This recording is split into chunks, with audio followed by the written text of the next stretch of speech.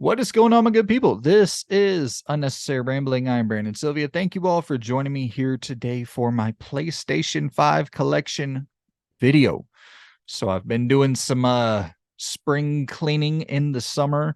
As you see here with the shelves, we pulled off the PlayStation 5 games, and I just kind of, I want to go through my collection. Like, my goal is by January 1st, 2024, to have gone through my collection and cleaned it up, got rid of the stuff that I don't see myself ever playing, or got rid of the stuff that I played and didn't really enjoy and don't want to have the bad memories sitting there tainting the collection. But yeah, I figured why not start from the top here with the only system that I really actually like go out and actively collect for still to this day, which is the PlayStation 5. And yeah, I have about somewhere around 80 games or so for the system so far. So we'll go through all 80 of those bad boys. And I don't really have it organized or ordered in any specific manner. So we'll just go through it one by one. That sounds good with you all. So I've had some people hit me up and want to see an updated PlayStation 5 collection because they know I, still do collect physical copies for it. And so here we go. A Space for the Unbound. First game we're going to talk about here. This is like a SNES, NES inspired kind of old school adventure game. The when you look at it visually, you would think it's like a real lighthearted, fun, whimsical game, but it's actually extremely damn dark with a pretty good story. It's one I would recommend checking out. I don't think it has, I think I got my copy from Play Asia, so I don't think you can just grab one off of, Best Buy or through GameStop or whatever. So check check Play Asia if you want a physical copy of it, but you can grab it digitally. I think it's a fairly small download size. It's a fairly small game in general, but it took me around, I think, like 8-ish hours to finish it. So there's a little bit of meat on those bones. And then we have Resident Evil 4, absolutely positively one of the best games on the system, and probably my second favorite Resident Evil game at this point. I think I had RE4, the original, right up under RE2, the original, before the remake came out for Resident Evil 4. And yeah, I think it would take over that number 2 slot from RE4 OG. But incredible game.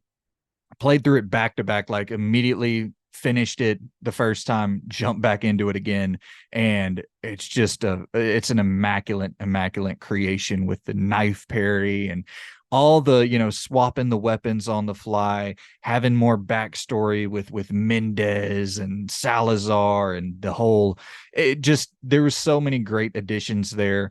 Nice little different twist at the end for yeah, I guess not to spoil it, even though I feel like most of you have probably already played the game by now. But yeah, damn great game. Probably, it definitely top 3 right now for game of the year for me. WWE 2K23, a step in the right direction for the series, no doubt about that. The career mode, story mode is much better than 2K22, so I was excited to see that. Some like real long-term booking, which is a term that wrestling fans are familiar with, a thing that we definitely don't get as much of with wrestling as we used to. And they did a damn good job with it. I mean, it's a meaty campaign, or a meaty career mode. I think it took me, I don't know, maybe like 10-12 hours to, and there's a men and women's career mode, so there's a lot to chew on there. NBA 2K23, I love the addition here with the franchise mode, where you can go in and like pick, okay, I want to start from the 80s, and I want to go through and draft Jordan, and I want to play against Bird, and go into the 90s with Magic and Bird, and or yeah, well, that would have been the 80s as well, but go into the 90s with the rise of the Bulls, and then go into the 2000s with the '03 draft class with Braun and Melo and D Wade and all that. So there's just a lot to I really appreciate that new addition to the franchise mode where you can kind of pick your decade and have the rosters like specifically tailored for that decade, with the courts tailored for that decade and the presentation tailored for that decade. And I know they've had like the download rosters for a while where you can go back and kind of relive history and recorrect history. If you're the Pistons, you take Melo instead of Darko for the second pick there and go on to win a bunch of championships and have Melo come out on top of that draft class as the best player. But I just like how it feels so much more specific in NBA 2K23 than it did in any of the other games. Scars Above. This might be like the hidden gem of the year for me so far. I don't see many people talking about it, and it's a great game. Very Returnal inspired third person shooter, action adventure game with a much better narrative than I would have expected. Like specifically the end of Scars Above, I thought was really, really damn good and emotional. And yeah, the gameplay is just so fun. There's a bunch of environmental takedowns you can pull off, and yeah, I really enjoyed the gameplay of that one. And next up, we have some steelbooks here. We have Alfred Hitchcock's Vertigo. Kind of like a slight choose your own adventure style game. Not really a ton of choice in how the ending will turn out or anything like that. It's just it gives you dialogue options that don't really have a ton of substance, but decent enough story. Oddworld Soulstorm. I played this on the PlayStation Plus, whatever. I think it launched day one on PlayStation Plus, and then I just grabbed a physical copy of it. It's still sealed.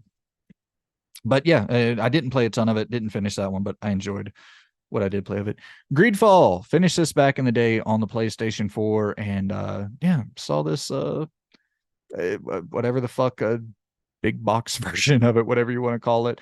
And I still haven't opened it, but this is one I definitely will go back to and play again at some point, because it's one of those decision-making games as well where you can change the get different endings and change the outcome and shit. So I'd like to see it through again. Beyond a Steel Sky, I played a little bit of this and found next to no enjoyment out of it. Just I don't know. I just found that opening section of the game really lackluster. Dying Light 2, really enjoyed this damn game. First person parkour based melee centric action game, full stop. And it's a really ambitious game. Dying Light 2 is a really, really ambitious game with with Techland trying to fully kind of merge your BioWare style decision making with their chaotic, breakneck, fucking just hardcore action game, fusing those two together and with the best parkour system in games. It's so ambitious. Did they pull it off entirely? Probably not. I think some of the role playing elements are a bit weaker, but I can't wait to see them move forward. I know that old 10 Cent got its tendrils in Techland recently, which, we'll see how it turns out, I guess. And then we have Sifu the Vengeance Edition. And this is, I mean, just one of my favorite games on the console, bar none. I love mixed martial arts. I love old kung fu movies, and this feels like a love letter to both of those art forms, both of those martial art styles. And yeah, just I appreciate the shit out of this game on a design front. I think its level design is second to none, really. Some of the most memorable levels you'll ever experience in a game. And yeah, I just the challenge of getting better and trying to keep your age down so that you can progress through the game and get to that final boss where you have a little bit of room left to spare, because the whole mechanic is that when you die you age, or when you get knocked out you age, and I think 75 is like your limit where you can't get past 75. And so you want to get to that final level with some room to spare. And yeah, so it's just I love the strategy in Sifu. All right. So now let's try to make some room here. There. All right, we'll just go one by one on these bad boys. Ratchet and Clank Rift Apart, a technical showpiece for the PlayStation 5, a visual showpiece, mechanical showpiece, the instant load times, all that good shit. Played through it, finished it, and I had a great time with it. There's not a lot I can really add to it. It is just that graphical, technical showpiece for the system. I would still say, outside of one other game that we'll talk about here, I think it's probably the most impressed I've been with the system so far. Then we have Chorus, a dog fighting kind of shoot 'em up style game with a pretty solid narrative, but just really great freaking gameplay, man. The moment to moment in Chorus is excellent. Absolutely excellent. I played the shit out of it, finished it, and yeah, I'm not really even into like the dog fighting genre all that much, not into the space kind of flight based shooters, but that really clicked with me. And the role playing elements that are introduced into Course, I really enjoyed a lot, kind of getting to pick and choose which characters you do missions for and stuff. And even though it doesn't necessarily have some incredibly deep payoff with that, it was just cool to have some agency in what was going on in the story. The new Tales from the Borderlands. I played the original back in the day, the Tales from the Borderlands from Telltale, and this was, I believe, developed internally, if I'm not mistaken, by Gearbox, published by 2K, and so it's not the same team that made the original, and that's very apparent from the tone, the humor, the writing. It was just not great in New Tales from the Borderlands, and it was really great in the original from Telltale. So, bit of a bummer there, but I still finished it. I thought it was okay. Lego Star Wars: The Skywalker Saga.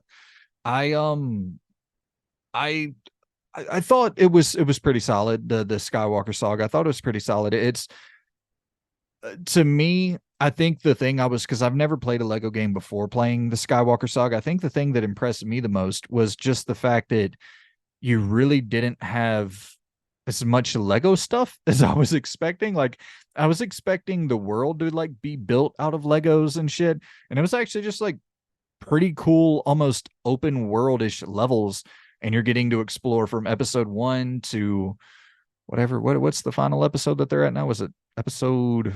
Let's see. You have the trilogy, so episode 9.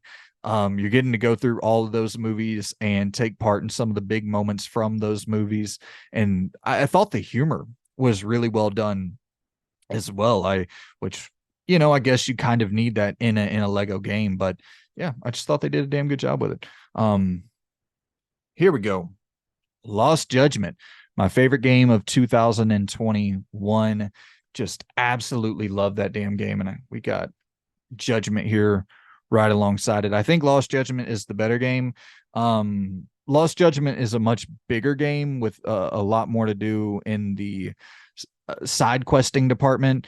You have like these school missions that you go off and do, and it's this long spanning investigation that gets you involved in a boxing club, a dancing club, skateboarding club, fuck it, it's just a lot of different stuff going on there. And it also has a more defensive approach to the fighting, to the combat, which I really appreciated. So it just mixes up that formula that you know and love from the Yakuza games, kind of mixes it up a little bit with Lost Judgment, and I dig it. I dig it. Hot Wheels Unleashed. I played a little bit of this. I played quite a bit of this. and I was impressed by the racing, very much impressed by the racing, and very impressed by the challenge. Much more difficult game than you would expect with, it being a Hot Wheels game. You're thinking it's tailor made for kids, and you jump into it. It's like, damn, it's actually really fucking challenging. So yeah, I know they got a sequel coming out soon, and I think they're introducing motorcycles to the sequel. So next up, we got Guardians of the Galaxy, maybe the surprise hit from 2021. Everybody was expecting after Avengers, Square published Avengers, that we might be in for a rocky ride with Guardians of the Galaxy. And that was not the case at all.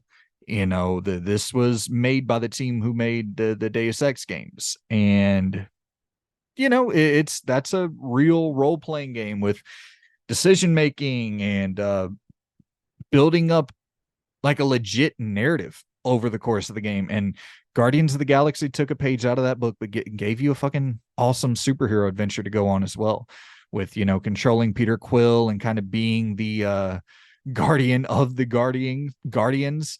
And yeah, it was just it's one of those games in terms of art style and art direction.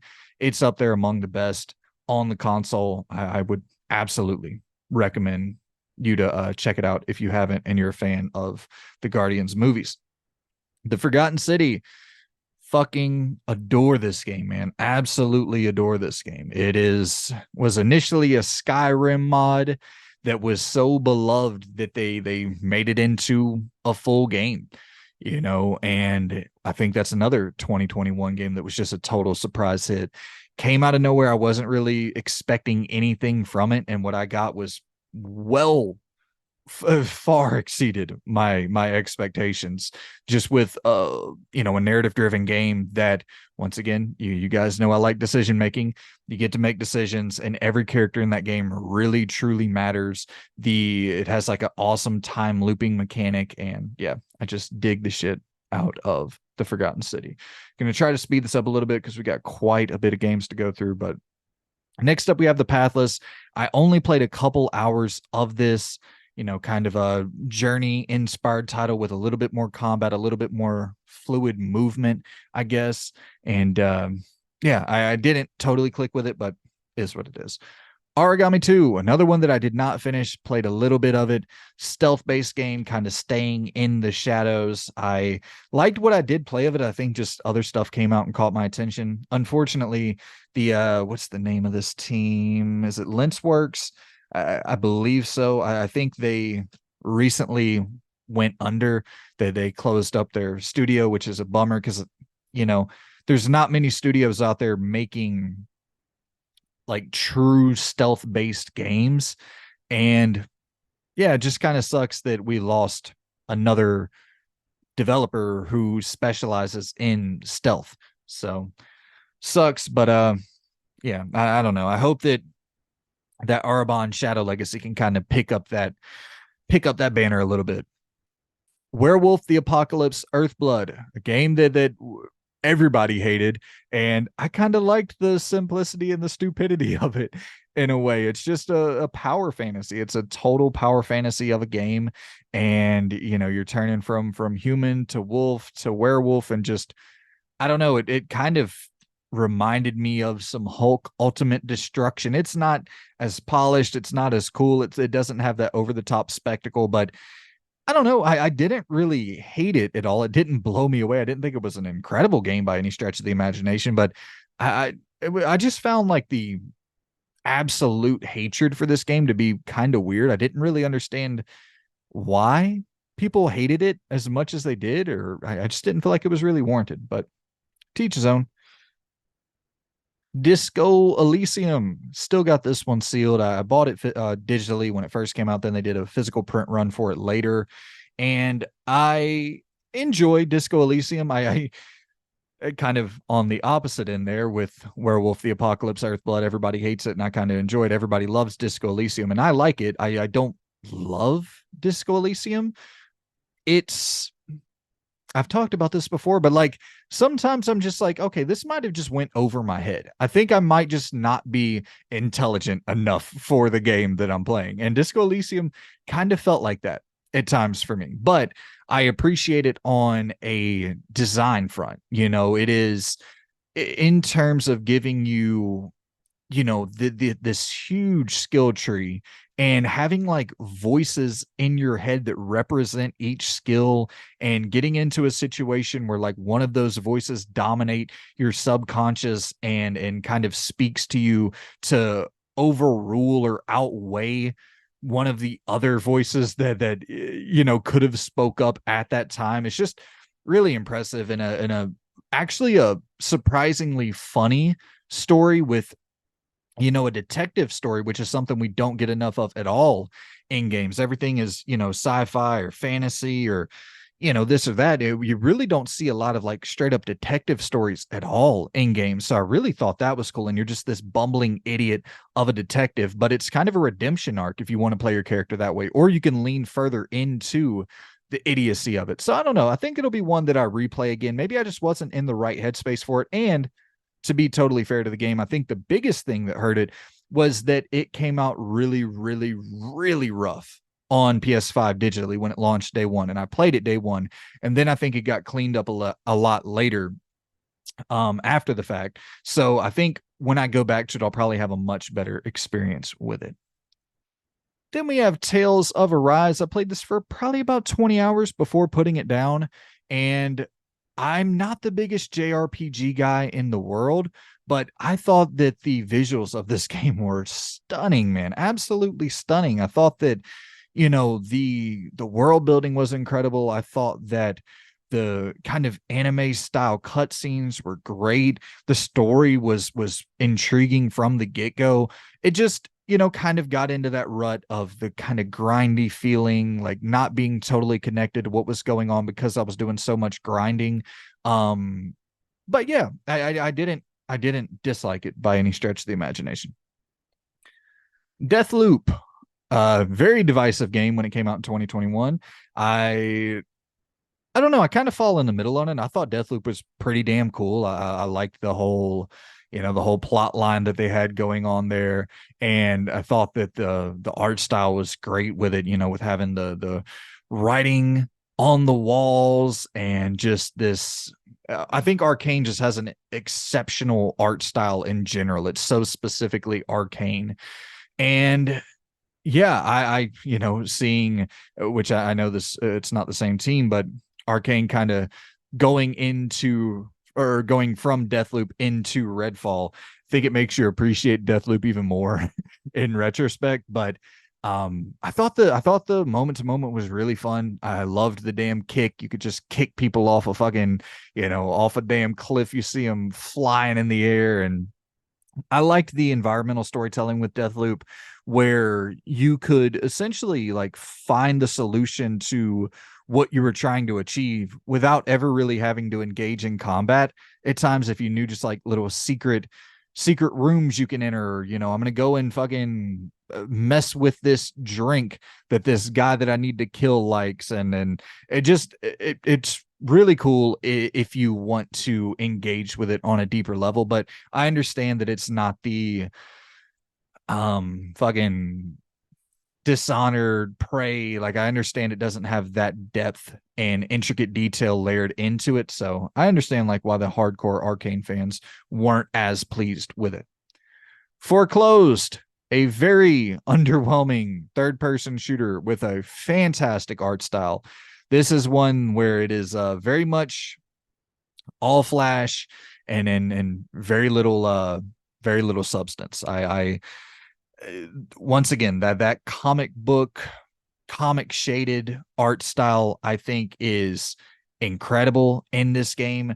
But hokey smokes, man, it is just a slog to get through. And I actually did end up finishing it. It's only like 3 hours, which is the only reason I did finish it, but did not enjoy my time with it at all. Scarlet Nexus, another one that I did not finish. I played a lot of it, a character action style game, and I really enjoyed it. I don't know why I ended up putting it down. Oh, because of the kind of visual novel presentation of it. That was the only reason that I stopped playing it was because it was so hard to get engaged with the story because of the way the story was presented. I just do not like the kind of visual novel presentation of it at all. It felt totally disconnected from the action fucking, character action style gameplay. Then we have Kana Bridge of Spirits. I cannot wait to see what Ember Lab cooks up next. I think this game is a tremendous first outing from a developer, and hokey smokes, man, to see what they can do with an even bigger budget. Hopefully, they get funding from a PlayStation, from a Microsoft, from whoever, and can crank out something on this scale, if not bigger, because that's an impressive first outing of a video game. It is, think your Zeldas, your Horizons. It's a third person action adventure game with a lot of emphasis on puzzle solving, but a deceptively challenging action adventure game with, kind of bow based combat, and you get more tools in combat as you go along throughout the game. And yeah, just cannot wait to see that studio evolve into something that I could absolutely see becoming a premier, like AAA developer at some point if they want to go down that path. I mean, at this point, the indies, shit, dude, you might be better suited to stay independent. So, Immortals: Phoenix Rising, I I think it was just announced that the sequel to Immortals Phoenix Rising was canceled. And I think that's such a bummer with, we have like 86 Assassin's Creed games in development. And the one kind of fresh, unique idea that Ubisoft threw out there that people seem to like, they end up canceling the sequel to it. And I enjoyed the time I spent with Immortals Phoenix Rising. Um, I yeah, I don't have a ton to say on it. I'm not the biggest fan of the Breath of the Wild style format in general, but maybe a hot take here. I would be more inclined to play that than, Tears of the Kingdom, Breath of the Wild style game. The Last Stand Aftermath. This is a kind of a twin stick shooter, top down, isometric survival game, where you're building up resources. It kind of feels like State of Decay in a lot of ways, like a slightly lower budget State of Decay. Pretty cool little title. And then we have The Medium, or Medium. This is a game that definitely disappointed me when it launched. Played it on, I believe it was day one on Game Pass, if I'm not mistaken, or was it just exclusive to Xbox? I don't remember, but I got it on Xbox digitally, which is why it's still sealed here. I'd like to maybe go back to it at some point. I like Bloober's. I like their commitment to the horror genre, even though I think they fall short of reaching, some level of like I don't think they've made a horror game yet that's like super just high top tier quality. So I am worried with them going into Silent Hill 2, but I don't know. I can definitely appreciate the visuals on the medium. I can appreciate how damn well they build atmosphere in all of their games. And we'll talk about one later as well. But yeah, the medium. Then we have Tormented Souls. This is one that I am deeply, deeply regretting that I did not finish when it came out. I thought the damn map was so frustrating with Tormented Souls, but this is a old school, survival horror, RE inspired survival horror game, Silent Hill inspired survival horror game with your kind of more tank based controls. And yeah, it's appealing to my sensibilities 100%. But I gotta say, if I'm being totally honest, and this is something that I'm like starting to learn recently, is that I, as much as I love the old school tank based survival horror games, I think that I love the ones that I have nostalgia for, but going to new ones, I think I have a tougher time getting on board. And it kind of bums me out in a way, but I guess that is kind of the evolution of the genre in general. I want people to keep, I want them to keep on making these old school survival horror games, which we'll talk about another one here sometime. Oh no, never mind. That only came out for PS4, but Signalis, another one that I played quite a bit of and then didn't end up finishing. And it's just like, damn, man, what is happening? Why am I not into this genre as much as I used to be? But things evolve and your tastes evolve, and I do think it's very much a thing where, and if I look back to it, the tank based survival horror games that I really enjoy, it's like Resident Evil 2, Resident Evil 3. And honestly, if I'm being totally truthful, those are the only two that I really, really love. I like Silent Hill 1, I like Silent Hill 2 a lot, but um yeah, the kind of nostalgic pulls from those classic Resident Evil games, Code Veronica, RE2, RE3. Um, it's just weird. It's weird how that ended up evolving. Absoloth End of Gods, a really cool first person uh mystery puzzle solving horror game, kind of in that walking sim department, which I am not the biggest fan of overall, but it is one that I think kind of blending, you know, mythology with horror. And I think it's just interesting from a thematic level with Absoloth into Gods. So yeah. Next up we have The Quarry, my favorite supermassive game since Until Dawn.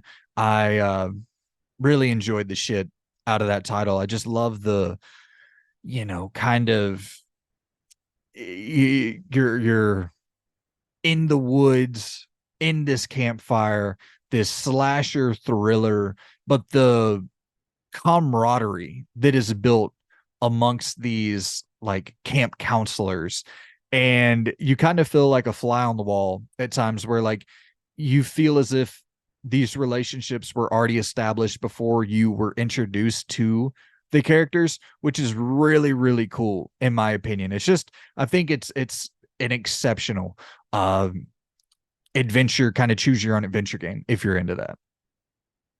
Definitely the best out of, and we'll talk about some, actually we'll go ahead and go through these. So more supermassive titles, we have The Devil in Me, and we have House of Ashes. So The Devil in Me, I thought was okay. House of Ashes, I think, is great, like really, really great. And it's more of a war based story, but if you're put off by that, don't be, because I'm kind of put off by that traditionally, typically. And it is a lot more than just that. And it's not like, glorifying war. It's not doing any of that shit. It's a really, really interesting story with great, great characters.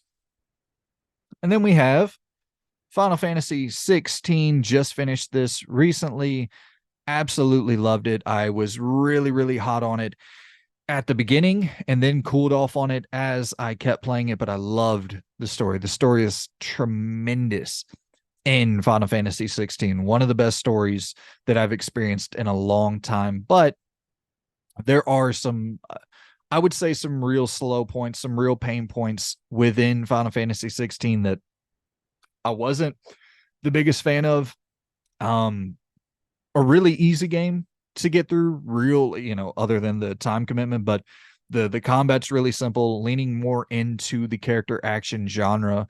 And any, Final Fantasy VII remake, I thought, did it exceptionally well with a little bit more strategy infused in there. I like that blend, but I also like this blend as well. This full on approach to being a hack and slash game. I will buy any Final Fantasy game that implements this approach going forward. I'm not really, I'm not a Final Fantasy guy at all. The first Final Fantasy game I ever played was 7, the remake, because it wasn't turn based. It was full on, pretty much a full on action game. And yeah, so any Final Fantasy games in the future that are straight up action games, I will be there to buy. And the kind of infusion of turn-based and action, which not really as little turn-based as possible is what I prefer. Like Final Fantasy 7, that works perfectly for me. So I'll be there for part 2 and part 3, all that good stuff. And next up we have Gray Hill Incident,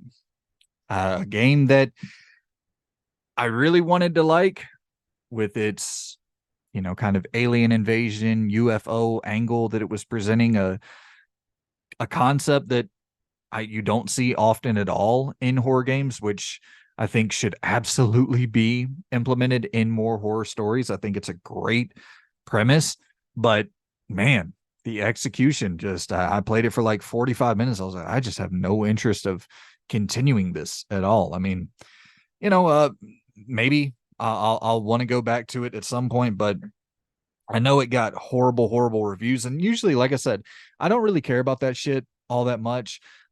Like Werewolf the Apocalypse Earthblood, with a lot of games, reviews, Scars Above, a game I really enjoyed as well that got bad reviews. But that doesn't typically deter me from a game. But I don't know, the reviews might have been right with Gray Hill Instant, but I didn't play enough of it to really have a full opinion on it. AEW Fight Forever. Once again, very, very disappointing title. I understand it's their first game, but I think a lot of people are giving this a pass. And I kind of don't understand why. In some respects, I get it, because it's like the first game, first AEW game, but it's not the first Ukes game. Ukes were the developers of pretty much all of the PlayStation 2, PlayStation 3 WWE games. And I know it's a different team and all that, or some different members from that Ukes team, but and it's under the Embracer umbrella with THQ being the publisher. So it's like there was funding there was money there. I don't really know if all the excuses really are warranted with AEW Fight Forever. It's a hollow game. And yeah, it bums me out, because golly, we definitely need competition in the wrestling space. So here's hoping Wrestling Quest can be that competition that we need. The Chant. Once again, a game that is severely overlooked, severely underrated. This is for those of you who, are into your third person survival horror games that are more modernized. I really recommend checking out and picking up The Chant. There's so many cool ass powers that you get to use. The combat, I wouldn't say, is like the standout star of the game, but I think that it is actually done pretty well, where you have like this dodge mechanic, but if you hit it too many times, your character will fall down. And I love that little simple mechanic so much. Things like that really, they just it kind of reminds me that because we used to have so much mechanical variety in games in like the PS2 era, where thinking of Obi-Wan on the original Xbox, where like swiping the lightsaber, you had to use the analog stick to swing the lightsaber. And Jet Li, Rise to Honor, similar mechanic there to pull off your martial arts moves. And we just don't see a lot of mechanical trial and error anymore in the game space. And I just think anytime you see something that's like, oh, that's different, I haven't really seen that before, I'm impressed by that. And The Chant has that. And The Chant also has that with its cult storyline. You don't see that often at all in the horror space either, with the alien, what the hell is Gray Hill Incident, the what the fuck did they call it, Gray Hill Incident something or another. But yeah, Gray Hill Incident, similar thing there, with the premise being totally interesting. But with The Chant, I think it actually lives up to the premise, and it's actually a good game and not just a cool premise. So shout out to The Chant. Another one that I absolutely recommend, Chernobylite. This is a big ass game with a lot of variety on offer, where you're essentially like building a settlement and you have to like go into town and you have different people that you bring into your settlement and you send them out on missions to go and collect resources and ammo as you're going and progressing through the story, or you're going out and collecting resources and ammo. And there's even like dialogue decisions that take place and shit in the game. Really cool. A lot of variety on offer there. A big game. I played it for like, I think 10 hours and I still didn't finish it. So Chernobylite, I recommend checking it out. Bramble, the Mountain King. This is one of my surprise hits of 2023 as well. It's a short, quick, breezy game. It took me, I don't know, 4 or 5 hours to get through. It's the Little Nightmares inside Limbo inspired. It's a puzzle solving adventure game, but it is punching way above its weight class. It has some humongous enemy encounters, some humongous bosses that you're going up against. And yeah, it's just so dark. It's so dark. And it's dark to a point where I would actually probably warn people before going into it. Like it's that level of dark where there's going to be some shit in there that makes some people uncomfortable. So just gonna go ahead and throw out that little warning there. And we have Evil Dead, the game. It's still sealed. Not really my style of thing. I thought about, yeah, maybe I'll jump into this. It was on sale at Best Buy for like fucking $8. Never played it, but yeah. Same thing here with Madison. I've heard good things about it, but I just never had the time to get around to it. Then here we go, man. Oxide Room 104. I love this little horror game, and it's a first person survival horror title where you are like being held captive in this motel, which is a very specific, it's a huge, and then we'll talk about the difference between hotel and motel in a second, but it works really well in this game because with the motel setting, you always feel like you're seeing something new because there's an outside section that kind of reminds you where to go. So you never feel like you're banging your head up against the wall and seeing the same things over and over. You kind of know exactly where to go, exactly how to move. And it does a cool thing where it feels like, a Until Dawn or a Supermassive style game, but it's more all like in-game decision making. And I really enjoyed Oxide Room 104. Another one that you can finish in 5 hours or so. And yeah, I would for sure recommend it. I think when it launched, I only paid like $20 for it, for the physical copy. So if it's still around that price, definitely recommend it. And then we have Phobia Saint Defina's Hotel. And that's the big difference with me here. I know Jen from Retro Rivals. I know she really enjoys Phobia, and I appreciate it for sure. You have like a pistol in the game, and there's some solid puzzle solving in the game. But with me, it just seemed like I was seeing a lot of the same stuff because I'm inside this hotel, and it seemed like from room to room, from level to level, everything looked very similar. And I don't know. Maybe one I'll go back to at some point, but yeah, Phobia Saint Defina's Hotel. Resident Evil Village. I guess, yeah, well, I should have remembered that. I had all my horror games section together, so I guess maybe I'll do a little timestamp for the horror games. Anyways, Resident Evil Village. This would probably be my fifth favorite Resident Evil game of all time. I like it more than 7. I think the enemy design is so much better than 7 with the mold. I love, taking out the lichens, the werewolves, the fucking vampires, just all the cool shit that they introduce, the cool enemies that they introduce in Resident Evil Village. The ending, tying back to like real Resident Evil characters. No offense to the boring ass Winners family, but I'm excited that we're seemingly going back to real Resident Evil characters that we've had this built up investment in since 1996, so I'm excited to see where we go moving forward with the Resident Evil franchise. Infliction Extended Cut. I definitely have to get around to this at some point. It is my homie Jeffrey, one of his favorite horror games of all time, still sealed, as you see there. But Definitely got to get around to that at some point. Alan Wake remastered. Physical copy of Alan Wake. Sure is nice, isn't it? In sound mind.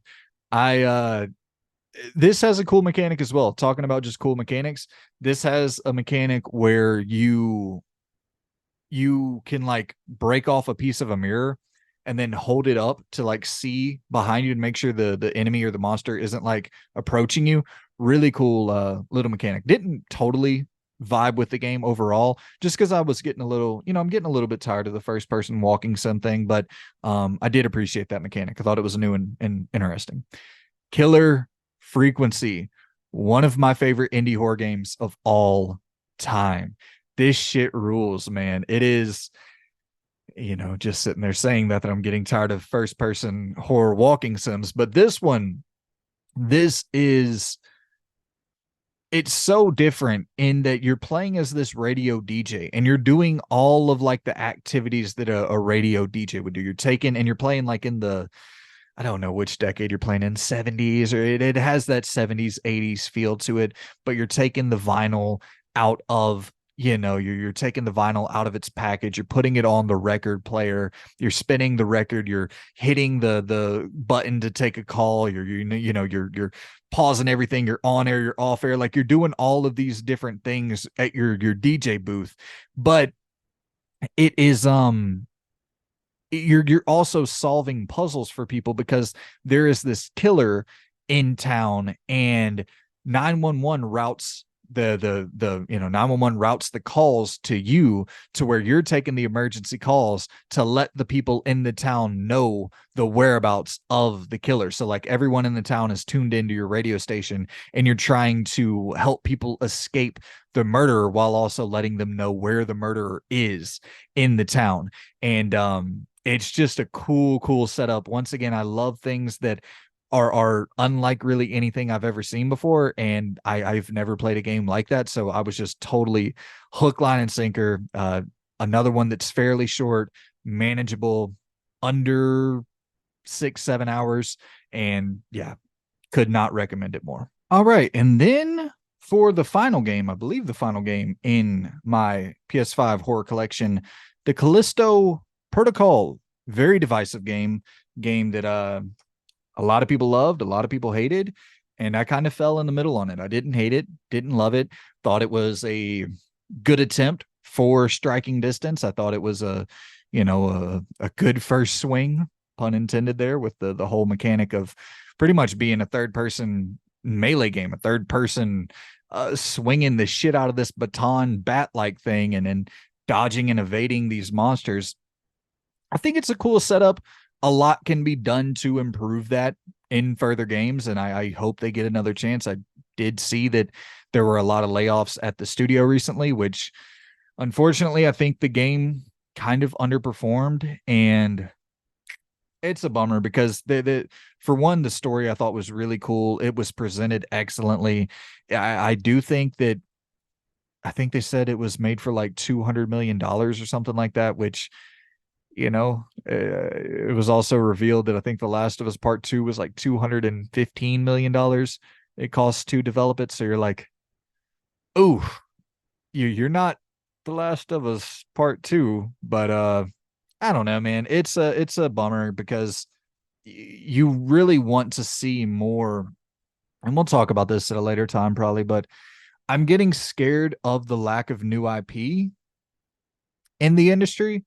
And when you see one come out and possibly have very negative ripple effects or a trickle down effect for the studio going forward, it just worries you. Like it worries you that more developers, more publishers will be scared to attempt launching, new IP, which I think is something we absolutely need, even though we're in one of the fucking greatest years in video game history. If you look at it, there's really not a lot of new IP to point at as like, oh wow, the we have Immortals of Avium, we don't have a lot right now, in 2023 for new IP. We have Diablo 4 and Tears of the Kingdom and 16, and we have a lot of legacy IP, but Still a great year. Just hope we see more new IP, and I hope situations like that don't happen continuously. So, yeah. Final Fantasy Crisis Core, Final Fantasy 7. What the hell do they call this? Final Fantasy 7 Reunion Crisis Core. And I played it for, I don't know, 5-6 hours. I was like, okay, that's fine. That's feels a bit dated, a bit archaic in a lot of ways, but okay. Midnight Suns, another one that I played for. I actually played this one for a bit, probably played it for about 10 hours. And I'm just not the biggest, you know, strategy, turn-based strategy guy. It, I can appreciate it. I thought the Abby section was cool. I thought it was cool to interact with the different characters, but I don't know. All right. Evil West. This is absolutely a must play. In my opinion, it is one of the best games on the PlayStation 5, one of the best, whatever, current gen games you can find. Do yourself a favor. If you love character action games, pick this thing up. It is so bloody, so gory, so fun, non-stop action. And a good story, a solid enough story, but gameplay from, I mean, moment one to the end of that game, it is just break neck freaking just a non-stop good time with so many powers and cool ass abilities. And yeah, I could not recommend Evil West more. One of my favorite games on the system. NBA 2K22, NBA 2K21, WWE 2K22. Not a ton to say about any of those, obviously. Um, so yeah, I won't say anything about any of those. We have Dredge, my probably runner up to Resident Evil 4 for, well, shit, Killer Frequency's right up there as well. I think I would go Dredge over Killer Frequency, I think for my favorite horror game of the year. But damn, both really, really close. And then, Resident Evil 4 would be number one. But great year for horror. Dredge is just a tremendous game. You're taking this boat, trying to go and upgrade the boat so you can navigate these dangerous waters, and you're constantly going out and fishing and taking the fish back to the whatever they call them, the fish merchant, getting some bucks to upgrade your boat. And there's some supernatural abilities that you'll gain access to over the course of the game. Really, really cool. Star Wars Jedi Fallen Order, absolutely one of my favorite games on the PlayStation 4. I picked it up on the PlayStation 5. I was hoping to replay it before jumping into Jedi Survivor. I didn't have a chance to do that, but yeah, played through it on the PS4 and loved it. God of War Ragnarok. Maybe my hottest take is that I'm not the biggest fan of the 2018 God of War and Ragnarok. I enjoy both of them. I think both of them are objectively great games, but out of like the PlayStation first party lineup, that those are some of my least favorites. I would say I'm just not a big, Norse mythology guy, or really honestly not a big mythology guy in any sense, but I don't know. I think the presentation is tremendous. The narrative is obviously great for people who are more into that. But even just as like a father-son storyline, it's great. The combat is really good. I think the combat in Ragnarok is much improved from the first one, and it's not. It's obviously it's a game I would recommend. It's a objectively just incredibly well made game. But I'm not as hot on it as most people. Doki Doki Literature Club. I've heard great things about this damn game, but I have not had a chance to check it out just yet. I think it's a pretty quick game to get through, so I'll have to do that at some point soon. All right. Nickelodeon All-Star Brawl. Another title I have not played yet, but I don't know. This is probably one that I end up selling. Star Wars Jedi Survivor, just talked about that a second ago with Fallen Order. I'll actually put those together. Jedi Survivor is probably my game of the year currently. That and Resident Evil 4 are really close, but Jedi Survivor is just a I mean, it's so good. It's stupidly good. And it is a game that is everything a sequel should be. So much more expansive, so much more improved. I know a lot of people had issues with it on their PC, but playing it on the PS5, I had a great experience with the game, and I just loved the traversal. I loved gaining, having that Metroidvania element where you gain new abilities over the course of the game that allow you to traverse the locations that you previously couldn't access. Love that shit. Dead Island 2, one of the big surprises for a lot of people this year. I thought it was okay. A lot of people really, really enjoyed it. I just think it's, like Dying Light. It doesn't have that same pizzazz. It doesn't have that same je ne sais quoi. It doesn't hook me like Dying Light does. But I appreciate the technical performance of it. Speaking of Jedi Survivor, a lot of these games are coming out more and more broken, and Dead Island 2 came out. I played through the entirety of it, had absolutely no issues with it whatsoever, and yeah. Speaking of technical performance, Horizon Forbidden West, the most impressive game to date on every technical level, I would say. It is graphically unparalleled. I think the world building is unparalleled. The facial animation is unparalleled. I think the variety in combat in a lot of ways is unparalleled. I just think to me it's the best game of the generation so far, probably. Um just the only knock I have against it is I don't love where they're taking the story, but hopefully we'll see some, we'll just say, more advanced weaponry when we go into the next game, and maybe that will shake it up enough on a gameplay, like a fundamental gameplay level, that I get hooked into the story even more.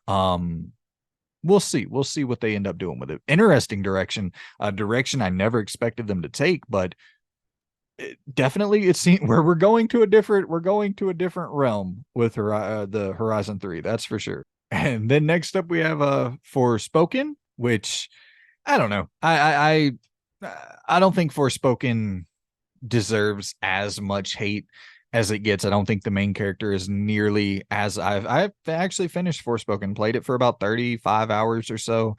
Um I just think it's a pretty bland game. That's like the biggest knock against it. It's just kind of bland, paint by the numbers, open world, bunch of very vast open environments with not a lot of interesting tidbits in between, from like one mission to the next, from one story moment to the next, when you're just exploring the open world. It just felt very paint by the numbersy. And I don't know. But I don't think the main character is nearly as annoying as people say. I don't think the game is as bad as people say, but it is, pretty like generic in my opinion. Dead Space, the remake from damn, what was the team that Motive? They're working on the Iron Man game as well, which really excited for that now after playing Dead Space, and I know that they made fucking Star Wars Squadrons. So I hope they really knock that Iron Man game out of the park. A lot of, Black Panther in development as well, and then we have the Black Panther Captain America game. We have a lot of Marvel games on the horizon. Wolverine, obviously, Spider-Man 2, obviously. But yeah, excited to see where the studio goes moving forward. It's just Dead Space, the remake, is a great recreation of that first game. It's not one that I don't think it's a must play if you've played the original, especially not for $70. But I definitely enjoyed the shit out of my time with it. I was happy to have Dead Space on the PS5 and play through it again. And it's one that once you pick it up, you're not going to put it down until you see the end. Observer System Redux, another Bloober title that, well, once again, talking about building incredible atmosphere. I think that game builds just a remarkably, I mean, top notch atmosphere in that game. But the moment to moment, once again, never really did it for me. And then we have, is this another? Let's see. Okay, no. Vampire the Masquerade Swan Song, a game I really thought I was going to get into and just did not at all, was the Masquerade Swan Song. I was thinking like Detroit Become Human style game, which it very much presented itself as such, but it was a lot of walking around and doing nothing. I was just like, this is boring as shit. And so I ended up putting it down, but yeah. And next up we have Wanted Dead from the makers of some of the old Ninja Gaiden games.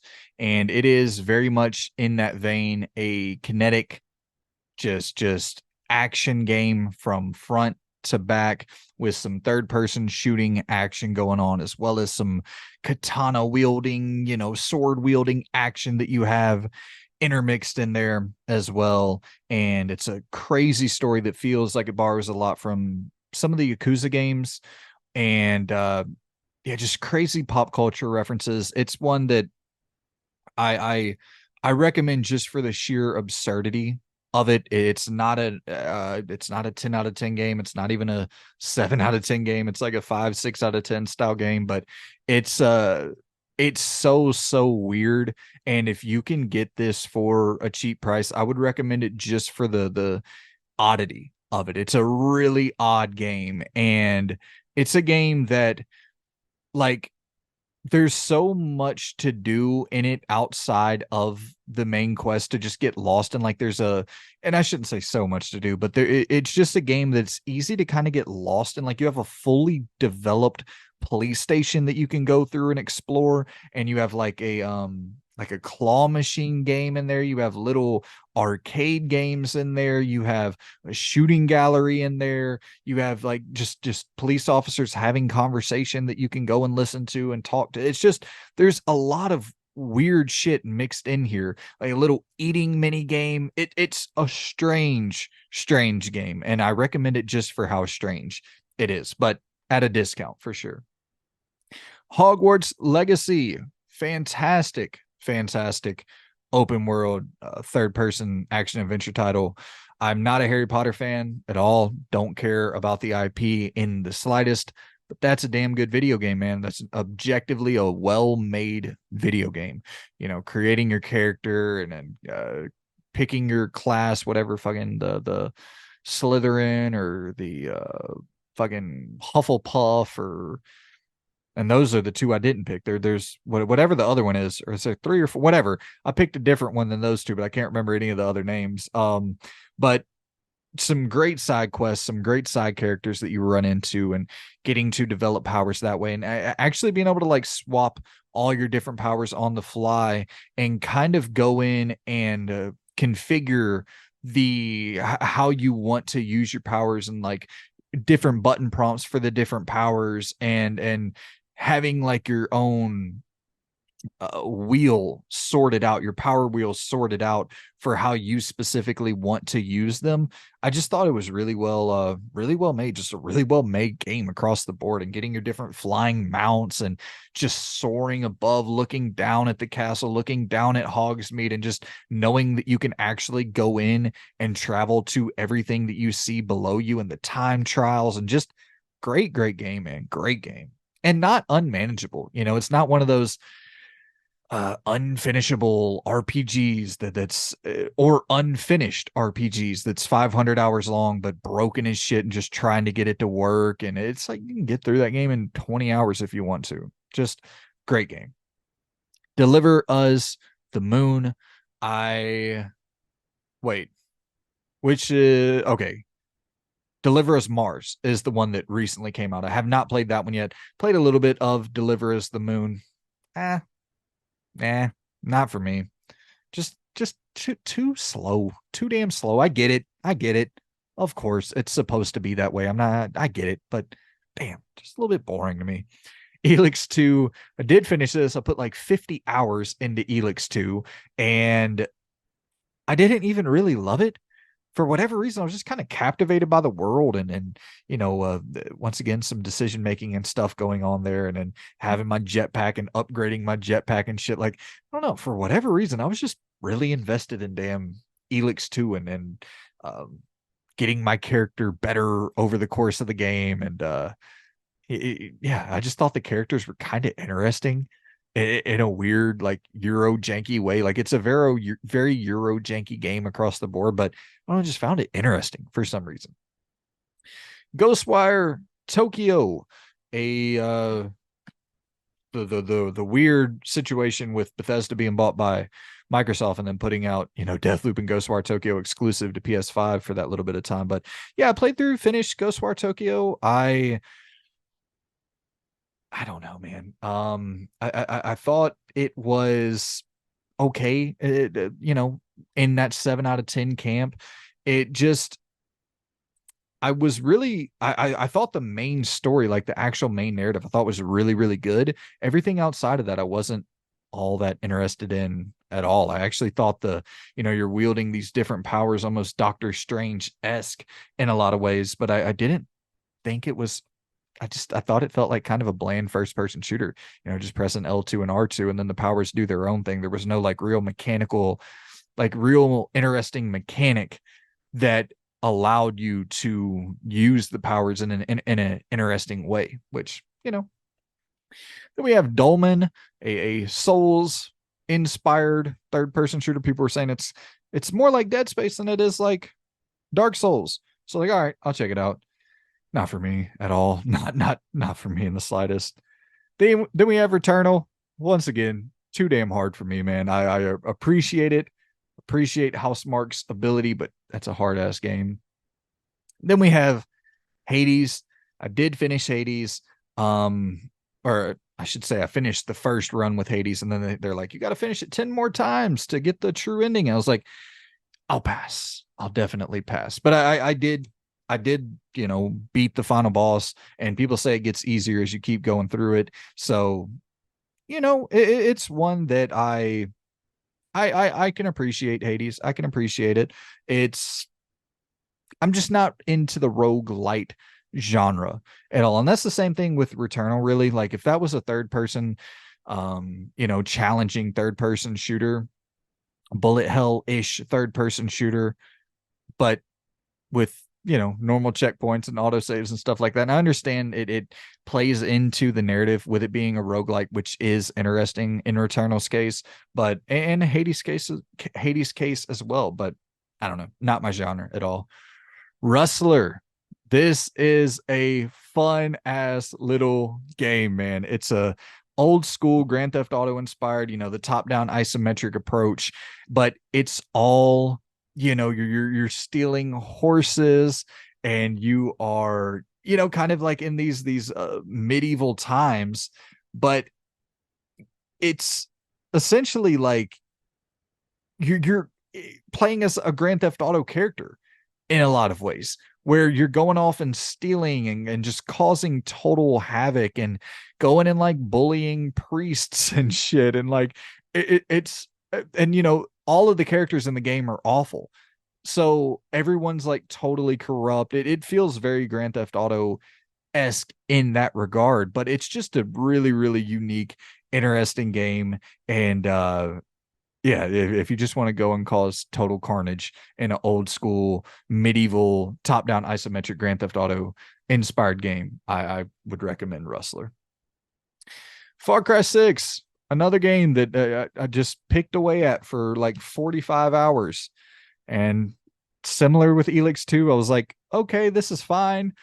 Far Cry 6 is better than fine. Far Cry 6 is a good game. It's just it is that kind of popcorn junk food that you can just sit there and play and play and play and play. And then you look down and it's like, oh shit, I ate this whole entire bag of Doritos and that's, my day's worth of calories. And you feel the same with Far Cry 6. It feels like empty calories, but I don't know. I shouldn't say that because I do think that I wish they would just go the fuck in on a story at some point. It just seems like they refuse to do that. And I don't really get it. Like you had Giancarlo Esposito or whatever his name is, the guy from Breaking Bad. And he's maybe, which I understand, you got to pay him more to be in the game more, but he's not really in the game all that much in general. He has like maybe, I don't know, 15 minutes, 20 minutes of voice work in the game. So I don't know. Just wish they would go into it a little bit more. Saints Row, the reboot. Once again, another one that I sunk probably 30, 40 hours into and then finished that and don't really know why I finished that. But I think mechanically that game is okay. And it's just a genre that I love so much. The open world, crime, Grand Theft Auto clones, whatever the hell you want to call it, even though I don't really like that reductive terminology for Saints Row because I felt like it was always so different in a lot of respects from Grand Theft Auto. Um, Especially with the freedom immediately, from the get-go with Saints Row 1 creating your own character. That was so revolutionary at the time, creating this character in an open world game and seeing them in cutscenes and seeing the exact clothing that you had on. Like, it was just so cool on a technical level. And then the pinnacle with 3 just being an incredibly well-made game. And yeah, it's the reboot. I think it does some things well. I think the driving is excellent. I think the diversity of vehicles that you can use is tremendous, but I think the mission structure is like awful, like downright awful. And you're doing so much mindless filler content, which I know was in some of the other Saints Row games as well, but it just felt more fun. It felt like it had more character. It felt like it had more bravado. And I get it. We live in an interesting time to try to make a Saints Row game. I totally get that. Like, no doubt about it. If they made a real Saints Row game, Saints Row 1, 2, 3 style game with that tone, that humor, those sensibilities, like, it would get picked apart. So I get that. But I don't know if I don't know, man. I don't know what you do at this point. Who knows, man. Death's Door, I played this on Xbox, still sealed here physically. Just picked it up that way. If I ever want to go back to it, I can do that there. I didn't end up finishing it on Xbox. I played through like 75% of it, and then for whatever reason just got distracted. Ghost Runner. I uh I didn't click with this game. I know some people really like it. Played it for like 2, 3 hours and just did not click with it at all. One of the greatest stories in video game history, A Plague Tale Innocence, with its follow up. I feel so. I just fucking thought of this. I got to buy a physical copy for A Plague Tale Requiem. Damn. That's the Game Pass effect, man. I totally forgot about picking that thing up physically because yeah, definitely got to get that physically. But anywho, played through Innocence, played through Requiem, love both of them so damn much. 2 of my favorite storylines ever in games, and somehow Requiem's even better than Innocence. But if you're a story guy or story gal, you got to play through Innocence and Requiem, Plague Tale Innocence and Requiem. I mean, the pinnacle of storytelling in this medium. It's so good. Game Deck Definitive Edition. Really good story here as well, where you're playing as like this detective, but this cyber detective. You're going into these cyber worlds and trying to pull people out of them or solve these like digital crimes that are taking place. And it's like a CRPG decision making, customizable character with different paths and abilities. And yeah, I dug the shit out of it. Played through that and immediately went back into it and started like making different decisions to see how how different choices would affect me in the game later on. So I played through it once. I would like to play through it again. I didn't finish my second playthrough with it. Spider-Man Miles Morales. Um, I, it's incredible. It's an incredible video game from top to bottom. It's short for sure. I understand people being a little bit bummed who bought it day one, which I bought it day one as well. I'm not really a big time or hours equals value guy, but I do understand people who are. They're like, shit, man, I'm not paying. Which I do think this was discounted. I think it was like $49.99 or maybe even $39.99 when it came out.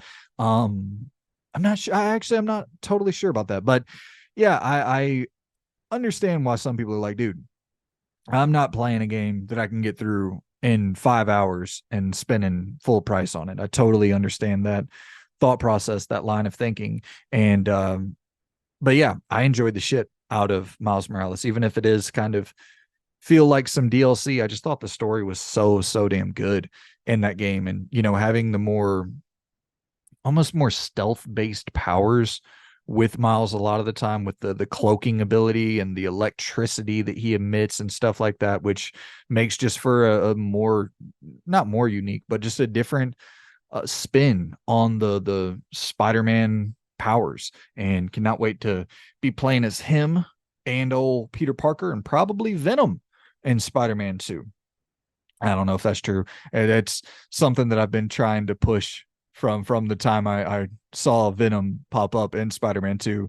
I think you can go back and look from the beginning of my channel. I'm sitting there talking about, I think Venom's going to be in Spider-Man 2. I think they're going to do it. I feel like they're going to do it.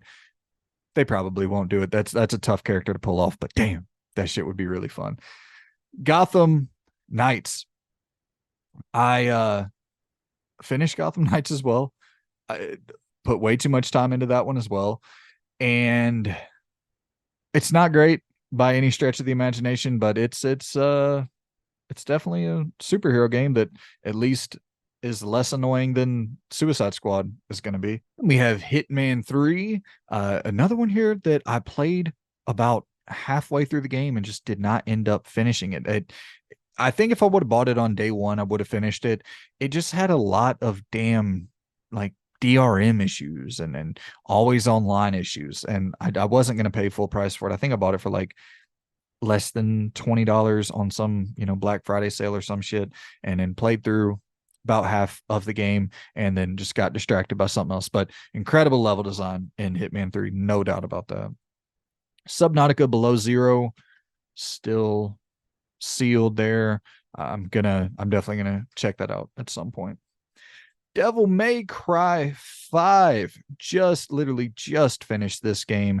Played through it on Xbox though. I just saw it on sale for, hell, I don't even know. I think it was like $5, less than $5, something like that. $7. I don't know. It was super cheap. And so I was like, all right, I was already sitting there on Xbox. Let me let this download real quick. Ran through that thing super quick.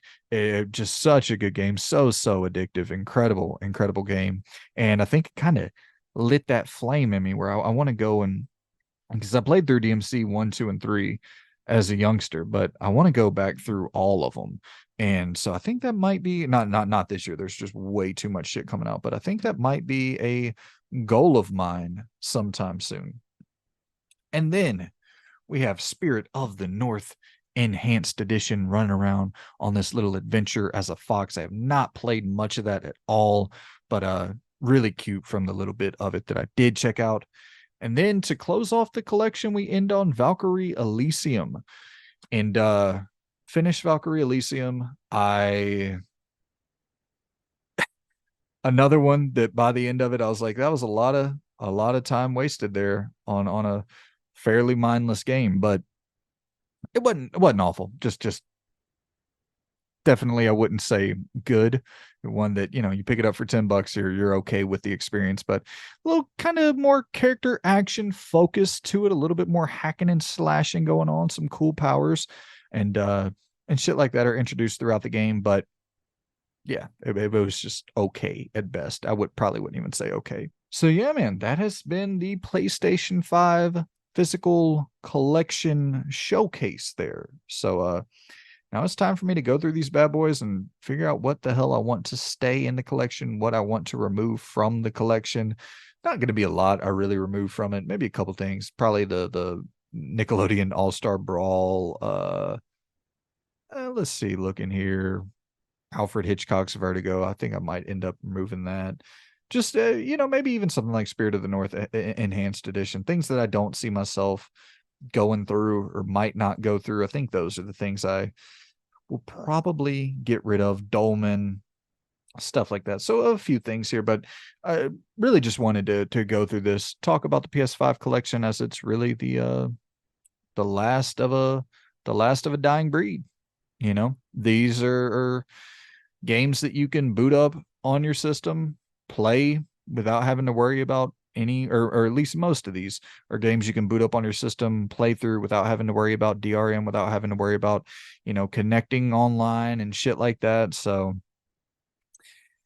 I seriously doubt that the PlayStation 6 will offer that feature, but I mean, hey, you never know, because they're allowing you to do that now, playing offline, and the Xbox is really not at all. But I do think that there was something where like DRM isn't as big of a problem with the Xbox Series X games.